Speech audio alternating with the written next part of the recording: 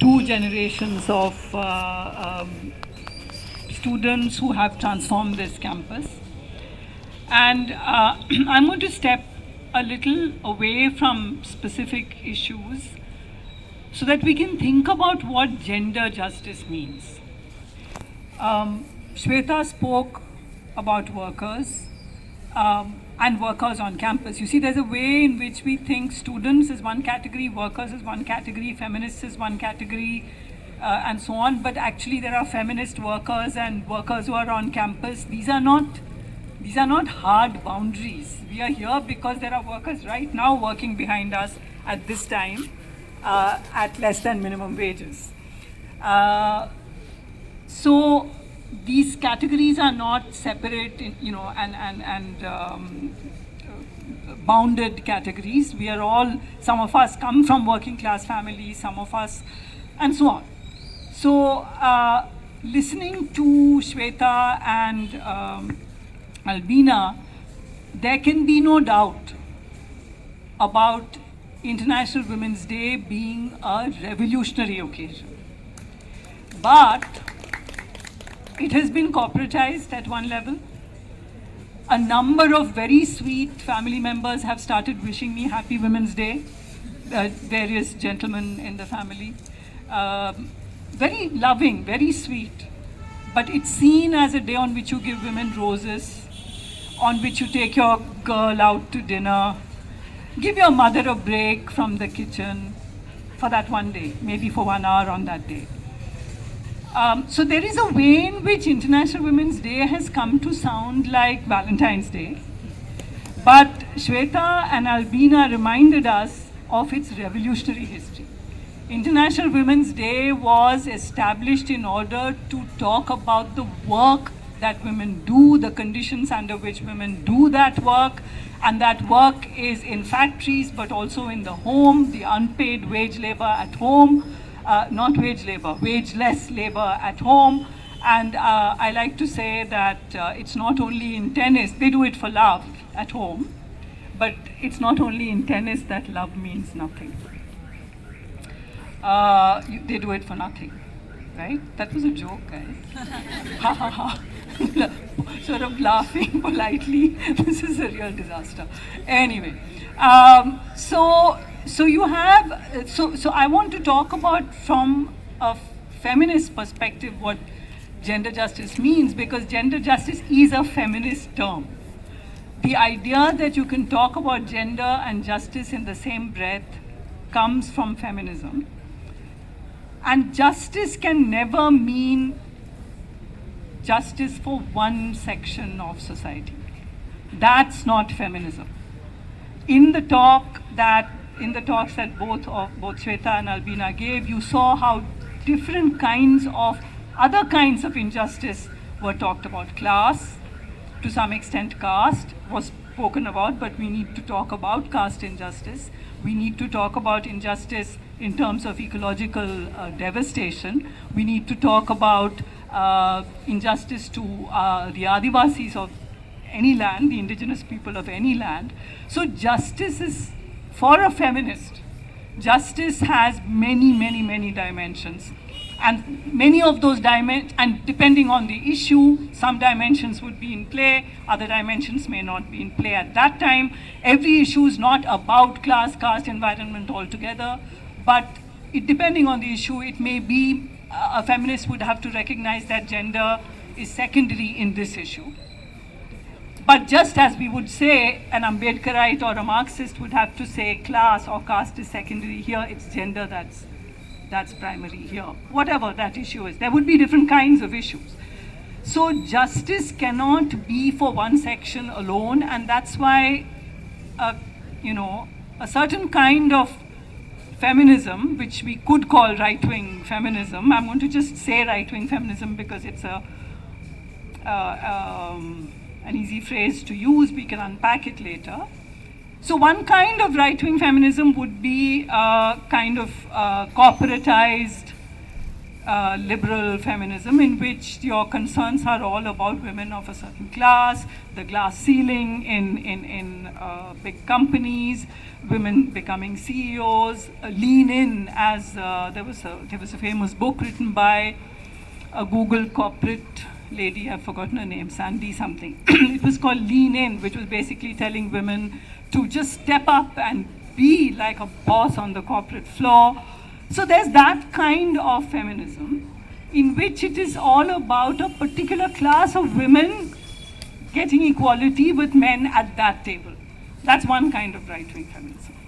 Another kind of right-wing feminism is the feminism that comes from majoritarian politics. And that kind of majoritarian politics will only notice injustice to women. And let's talk about India, but we can talk about, right-wing feminism of this kind in the West as well.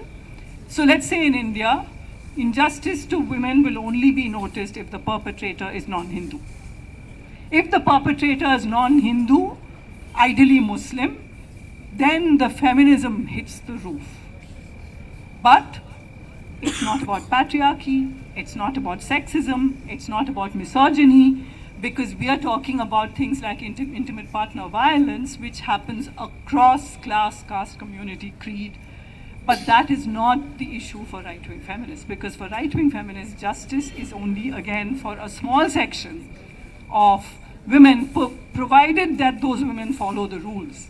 So even there, it's not as if you're identified by them as appropriately Hindu, you have to be a particular kind of a woman for them to even support you. So right-wing feminism is actually a contradiction in terms. There can be no right-wing feminism because in each of those cases, justice is limited to a small, narrow section, and it is usually a privileged, either it's majoritarian or in terms of class privilege. So I would say that is not even really, from the point of view, from the way we speak, that's not really feminism. Because feminism and justice go together in the sense that we think about justice at many, many, many levels. We recognize that upper caste and, or let's say dominant caste and dominant and upper class women have certain kinds of privileges over men of those groups and so on. We recognize the very complicated way in which these power dimensions work such that women are not always the victim. But when we say women are not always the victim, we also see this as sorry, I have water. It's not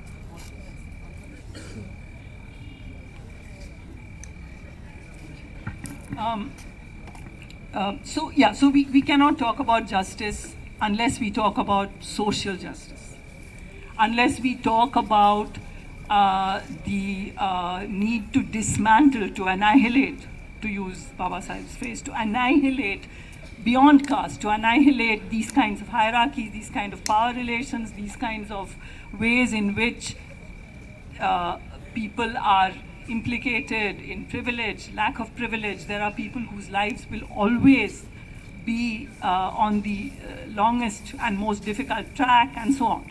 So when we talk about justice, that justice has to be multidimensional and we have to be alert to which dimension is at play in a particular case. It's not, as I said, that all dimensions are always at play. The second point, of course, is about gender. What is gender justice? So this term gender has come into play again because of feminism, but queer feminism. So we now say, we recognize that it is not that there are two genders.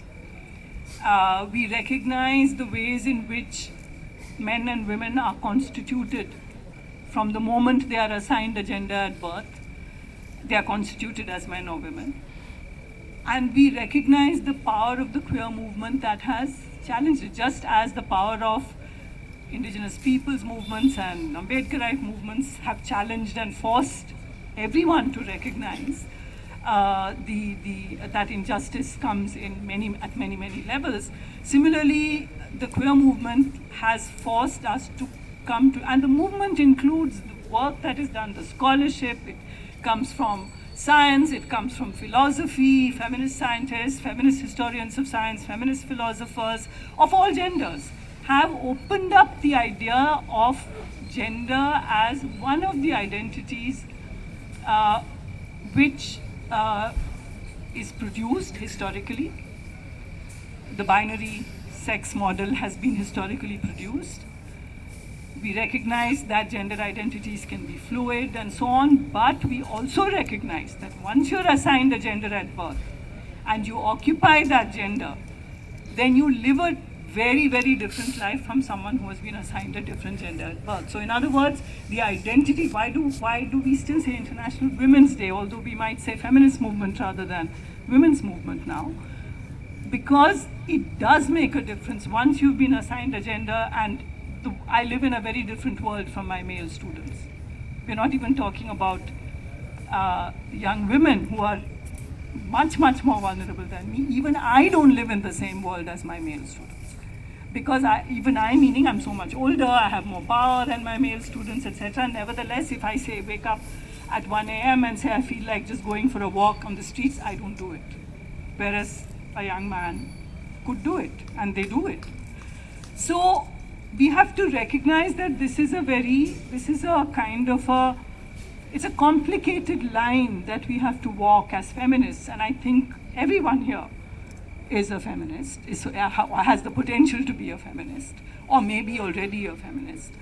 I think as feminists we have to recognize both these things, that gender is fluid and that gender has been fixed in certain ways through various kinds of discourses. There is a historical moment when that starts happening and so on.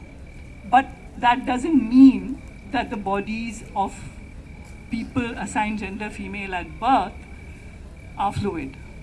No. We live in a patriarchal, sexist, misogynist society in which to occupy this body called woman means something. And that is what both Shweta and Albina were pointing out. It is women who will face sexual harassment from male faculty. And women students do face sexual harassment from male faculty in this university. They do face it. And we know that, and quid pro quo is a very important idea that feminists have brought into the arena of sexual harassment, because sometimes there's apparently consent. Sometimes, between faculty and student. Because you are scared that if you don't give in, your PhD will be affected. If you're a science student, your research will be affected. So technically there's consent, but there is no real consent, and quid pro quo captures that. I give you this, you give me that. So the idea of a gender-just campus then, and I'll stop here because I think you might want to talk to all of us and we want to hear you. But the idea of a gender-just campus is an ideal that captures every dream that we have of institutions, functioning institutions, building institutions that have been destroyed. There is absolutely no doubt that institutions have been sabotaged, subverted, destroyed. There is no faith, as Albina said, whether it's ED or CBI or Supreme Court or any kind of institution, there is such a deep degree of distrust now. And that is the real danger, that we will lose faith in institutions, we will become cynical. But we cannot afford to become cynical. We have to rebuild institutions. And when we talk about a gender-just campus, we are talking about not just a place where there's no sexual harassment, which is important, and there should be no sexual harassment, or there should not be impunity for sexual harassment. Sexual harassment should be made accountable. But when we say safety, it's not just, it's not only safety of that kind, it's also the safety to speak. to speak your mind. How many events have been disrupted on this campus by a certain group of students? How many events? We've never seen this kind of violence on this campus. Now, I mean, every day, every second day, students clash. They've never clashed before. What's the change? What has changed?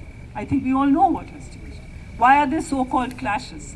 It's one violent group disrupting a peaceful meeting of some kind. So we're really talking about building up and rebuilding critical thinking. All of this is about safety. Safety is not just absence of violence. Safety is not just absence of coercion. Safety is it's something productive, it's something creative. Safety means the ability to live and think and be whatever you are, and that will keep changing. What you are is not something you're born with. What you are will keep changing. So that is safety. That is a gender-just campus, where an gender-just campus cannot exist in an unjust society. Gender-just campus implies our responsibility towards the non-campus, the outside campus, literally the people working just behind the circle of light. It means that we have a responsibility to something much larger than ourselves, because we have been privileged to reach here. We have stepped on many shoulders to reach here. We have walked on many heads to reach here. We have a responsibility to speak up, to be brave. How many students of this university have spoken up and are in jail today for defending the Constitution, for defending the right to speak up against unjust laws? Students of this university are in jail as we speak, right? So we owe them something. We owe them something. We owe them a promise. We owe every struggling person in this country, because that is also, we've talked about fascists, we've talked about violence, but it is also a fact that I have never seen the degree of resistance to every single one of these things, whether it is to corporate capitalism or whether it is to Hindu Rashtra, which will Hindu Rashtra is very explicitly about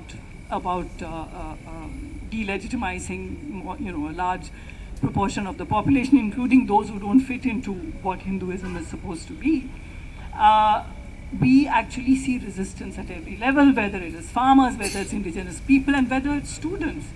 Why are universities the target of struggle? Because the target of attack. Why are universities the target of attack? What is the purpose of the NEP, the National Education Policy? What is happening with faculty appointments all over India now? What is the fear? The fear is, well, there's a code word for it: leftists and feminists. Well, leftists, what does leftist mean? Feminist, I think, by feminist, I think we mean people who believe in gender justice, defined in the way that I have defined it. But who are leftists? Leftists are not all members of political parties. You're a leftist if you think about economic justice. And anyone, I presume all of us think about economic justice. We believe that justice is not simply about being able to go vote once every 5 years. Justice is not just getting justice in court. Justice is economic justice, it's cultural justice, it's gender justice. So we really need to think about a gender just campus as something that both brings in multiple energies from outside, but also takes these energies outside. That is, you take what you have got here, we owe something to the world outside the campus. And that is the message of International Women's Day. Thank you.